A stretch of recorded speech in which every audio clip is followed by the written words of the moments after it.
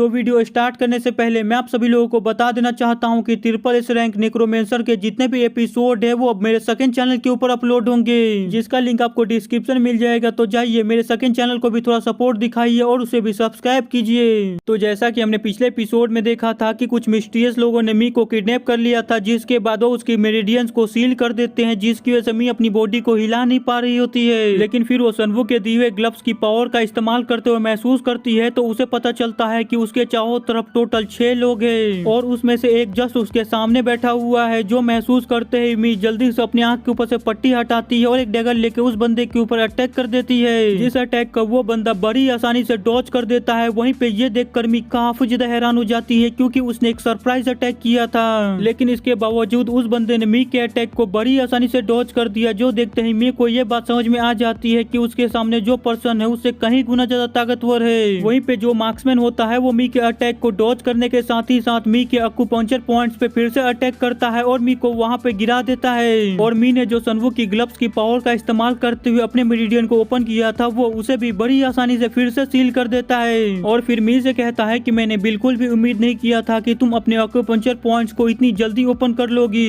लेकिन वहीं पे इन सभी आवाजों को सुनकर बाहर से एक गार्ड आता है और उस बंदे से पूछता है कि कमांडर क्या सब कुछ ठीक है? तभी वो बंदा कहता है हाँ कोई बड़ी प्रॉब्लम नहीं है, बस ये कुछ ज्यादा ही छटपटाने की कोशिश कर रही थी, मैंने फिर से इसे शांत कर दिया, लेकिन जल्दी से जल्दी स्पीड बढ़ाओ और यहाँ से बाहर निकलो। वो गार्ड्स कहते हैं कि ठीक है कमांडर, हम अभी ऐसा करते हैं। वहीं पे मी जमीन के ऊपर पड़ी हुई सोच रही होती है कि मेरी बॉडी पूरी तरह से फिर से फ्रीज हो चुकी है, अब तो मैं ग्लव्स की पावर का इस्तेमाल करते हुए भी अपनी बॉडी को नहीं हिला पा रही हूँ। वहीं पे जो कमांडर होता है वो मी के फेस को टच करते हुए कहता है कि सच में तुम काफी ज्यादा खूबसूरत हो, अगर तुमने फिर से ऐसा करने की कोशिश की तो तुम सोच भी नहीं सकती हो मैं तुम्हारी बॉडी के साथ क्या क्या कर सकता हूँ, और तुम्हारी जो मौत है वो आगे चल के आने वाली जो चीजें है उसके अंदर काफी बड़ा रोल अदा करने वाली है, वो भी खास करके ऑर्डर सेक और कियोस सेक के कमीनों के बीच में। वहीं पे ये सुनने के बाद मी सोच रही होती है कि क्या एक जंग वो भी मेरी वजह से। वो कमांडर ये सब कह ही रहा होता है, लेकिन तभी उसे अचानक से बाहर से काफी सारी आवाजें सुनाई देने लगती है, जो सुनकर वो काफी ज्यादा हैरान हो जाता है। वहीं पे बाहर लोग चिल्ला रहे होते हैं कि जल्दी से फाइट के लिए तैयार हो जाओ। वहीं पे ये सब सुनने के बाद वो कमांडर बाहर जाता है और कहता है कि यहाँ पे क्या चल रहा है, लेकिन तभी वो अपने सामने के नजारे को देखकर काफी ज्यादा हैरान होते हुए सोचता है कि क्या एक स्मोक फॉर्मेशन, वहीं पे जो उसके लोग होते हैं वो काफी ज्यादा डरे हुए होते हैं। लेकिन तभी उस स्मोक फॉर्मेशन से एक शॉर्ट स्लैश होता है, जो शॉर्ट स्लैश उसके एक बंदे को खत्म कर देता है, साथ ही साथ उसका एक घोड़ा भी मारा जाता है। जो देखकर वो कमांडर कहता है कि आखिरकार तुम कौन हो, अपने आप को सामने लाओ।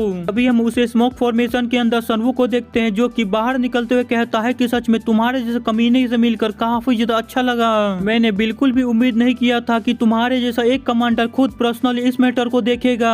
जो सुनकर वो कमांडर सोच रहा होता है कि इस पर्सन को मेरी आइडेंटिटी के बारे में पता है, तो इसका मतलब कि ये इंसान कोई आम इंसान तो नहीं होगा। जिसके बाद वो सनवू से कहता है आखिरकार तुम उस धुएं के पीछे छुप कर क्या बात कर रहे हो, अगर तुम्हारे अंदर हिम्मत है तो अपने आप को सामने दिखाओ। जो सुनते ही सनवू अपनी एक चुटकी बजाता है और वहाँ पे जितना भी स्मोक होता है वो बस मिनटों में ही गायब हो जाता है। जिसके बाद वो कमांडर सनवू से कहता है कि मुझे लगता है कि हम सभी लोगों ने रॉन्ग गेस किया, तुम ही वो ना जिसने कमांडर टाई को मारा है। सनवू कहता है कि ये तो ऑब्वियस सी बात है, आखिरकार तुम ऐसी बातें कर कर खुद को शर्मिंदा ही क्यों कर रहे हो कि मैंने तुम्हारे कमांडर को मारा है। जो सुनकर वो कमांडर कहता है कि तुम्हें इतना ज्यादा घमंडी बनने की कोई भी जरूरत नहीं है, जबकि तुम्हारी पहचान हमें पता चल चुकी है, तो अब तुम कहीं भी छुप जाओ, तुम इस दुनिया के किसी भी कोने में चले जाओ, हम तुम्हें ढूंढ कर मार के ही रहेंगे। जो सुनकर सनवू अपनी स्वॉर्ड को बाहर निकालते हुए कहता है कि ऐसा तब होगा ना जबकि तुम किसी को बताओगे, और वैसे भी एक मरा हुआ इंसान क्या ही किसी को बताएगा। जो सुनकर वो कमांडर कहता है कि क्या तुम मजाक कर रहे हो, तुम हम सातों का सामना अकेले करोगे।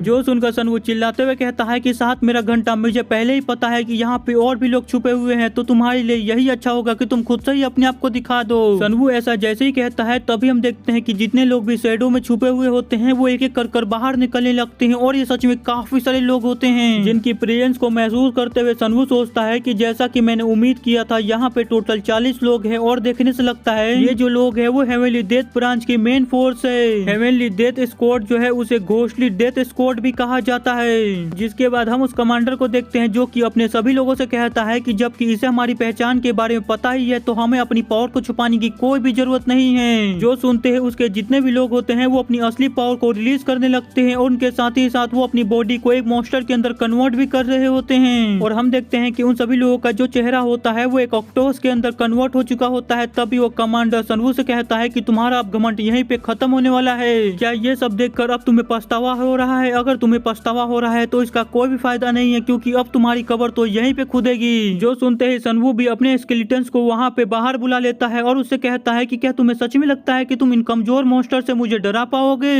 वहीं पे ये देखकर तो उस कमांडर की हालत ही खराब हो चुकी होती है। वो काफी ज्यादा घबराते हुए कहता है ये तो इम्पॉसिबल है, आखिरकार ऐसा कैसे हो सकता है? तुम्हारे पास इतने सारे ट्रांसेंडेंट स्टेज के मॉन्स्टर कैसे हो सकते हैं? जो सुनकर सनवू सोच रहा होता है कि ये सभी जो स्केलेटन है उन्हें मैंने बस हाल ही में अपना स्केलेटन बनाया है और इतने स्केलेटन इन 40 लोगों के लिए तो बड़े आराम से काफी होंगे। जिसके बाद सनवू अपने सभी स्केलेटन से कहता है कि जाओ इन सभी कमीनों को ये दिखाओ कि आखिरकार इन ब्लड सेक्ट वालों की क्या औकात है। इनमें से आज यहाँ से कोई भी जिंदा बच के वापस नहीं जाना चाहिए। जो सुनकर उसके जितने भी स्केलेटन होते हैं वो सभी लोग अटैक करने के लिए जाने लगते हैं। वहीं पे ये देखकर वो कमांडर भी अपने सभी लोगों को उन सभी स्केलेटन के ऊपर अटैक करने के लिए आगे भेजता है और उन सभी लोगों से कहता है कि जाओ उस स्केलेटन को खत्म कर दो। भले ही वो स्केलेटन ट्रांसेंडेंट स्टेज के ऊपर ही क्यों ना हो, लेकिन फिर भी हम नंबर्स में उनसे काफी ज्यादा है, तो हमारे लिए जीतने के चांसेस काफी ज्यादा हैं। जो सुनकर वो सभी लोग जैसे ही अपने टेंटिकल से उन सभी स्केलेटन के ऊपर अटैक करते हैं तो हम देखते हैं कि उनका अटैक उन सभी स्केलेटन की आर पार निकल जाता है, क्योंकि वो लोग तो पहले ही स्केलेटन से और वो लोग पहले ही मरे हुए हैं, तो उन्हें मारा नहीं जा सकता है, बस उन्हें डिस्ट्रॉय किया जा सकता है। वहीं पे जो स्केलेटन होता है वो अपनी पावर का इस्तेमाल करते हुए उस ऑक्टोपस को फ्रीज करने लगता है। वहीं पे ये देखकर उस ऑक्टोपस की काफी ज्यादा हालत खराब हो जाती है। वहीं पे दूसरी तरफ हम एक मोंक स्केलेटन को देखते हैं जो कि अपनी मुट्ठी के अंदर पावर को इकट्ठा करते हुए जमीन के ऊपर अटैक करता है। उसका वो अटैक इतना ज्यादा पावरफुल होता है कि वो जो ऑक्टोपस होते हैं वो उस अटैक की पावर की प्रेशर की वजह से पीछे हट जाते हैं। जो देखकर एक स्केलेटन इस मौके का फायदा उठाता है और काफी ज्यादा स्पीड में उन सभी ऑक्टोपस की तरफ आगे बढ़ता है और उन सभी लोगों के ऊपर लगातार अटैक करने लगता है। तभी हमें इन दोनों स्केलेटन्स के बारे में बताया जाता है कि इनमें से पहला स्केलेटन शाओलिन टेम्पल का पियोन स्ट्रॉन्ग स्ट्राइक होता है और दूसरा येनसोन मूलजियोन होता है। ये दोनों ही स्केलेटन ट्रांसेंडेंट स्टेज के स्केलेटन्स होते हैं। वहीं पे सनू उन दोनों की फाइट को देखते हुए सोच रहा होता है इन दोनों स्केलेटन को मैंने हाल ही में रिक्रूट किया है। एक ट्रांसेंडेंट लेवल का स्केलेटन को अपेयर होने में काफी ज्यादा प्रॉब्लम होती है और साथ ही में उनको काबू करने के भी चांसेस काफी ज्यादा कम होते हैं। वहीं पे हम उस कमांडर को देखते हैं जो कि ये देखते हुए सोच रहा होता है कि ये लोग जो मार्शल आर्ट का इस्तेमाल कर रहे हैं उसमें से पहला मार्शल आर्ट शाओलिन टेम्पल से है और दूसरा सेमोन से है, लेकिन आखिरकार इस तरह के कोई मॉन्स्टर ऐसे किसी मार्शल आर्ट का इस्तेमाल कैसे कर सकते हैं। वहीं पे ये सब सोच ही रहा होता है कि तभी वो दोनों जो स्केलेटन होते हैं वो उसी की तरफ काफी तेजी से उसके ऊपर अटैक करने के लिए आगे बढ़ रहे होते हैं और वो दोनों उस कमांडर के पास पहुंचकर एक काफी ज्यादा जोरदार अटैक करते हैं, जिसकी वजह से वो जो कमांडर होता है वो काफी ज्यादा दूर जाकर गिरता है। जिसके बाद सन वो जल्दी से जाके मी को रेस्क्यू करता है और उसके जितने भी एक्यूपंक्चर पॉइंट्स ब्लॉक होते हैं वो उसे भी ओपन कर देता है और फिर मी से कहता है कि तुम्हें घबराने की जरूरत नहीं है, अब मैं यहाँ पे आ चुका हूँ। जो सुनकर मी कहती है कि हाँ मुझे पता था कि आप मुझे जरूर बचाने के लिए आएंगे। तभी सनवू वहाँ पे आयरन मेडन को समन करता है। सनवू जैसे ही उसे समन करता है तो हम देखते हैं कि वहाँ पे कोई चीज अपेयर होती है तो कि किसी केस टाइप लग रहा होता है। तभी सनवू कहता है कि अब तुम्हारी बारी है। दूसरी तरफ हम उस कमांडर को देखते हैं जो कि अपने आप को शांत रखने की कोशिश करते हुए सोच रहा होता है कि मुझे अपने आप को शांत रखना होगा। अगर मैं अपने आप को यहाँ पे शांत नहीं करता हूँ तो मैं यहाँ पे इन लोगों के हाथ मारा जाऊंगा। भले ये मॉन्स्टर काफी ज्यादा अजीब है लेकिन ये मॉन्स्टर जेनसिंग से ज्यादा कुछ अलग नहीं है। जिसके बाद वो अपने सभी लोगों से कहता है कि आखिरकार तुम लोग क्या कर रहे हो, तुम सभी लोग एक वॉरियर हो, आखिरकार तुम जैसा वॉरियर कैसे किसी जेनसिंग से घबरा सकता है। तुम सभी लोग अपनी पूरी ताकत का इस्तेमाल करो और अपनी पूरी ताकत का इस्तेमाल करते हुए इन सभी जेनसिंस को खत्म कर दो।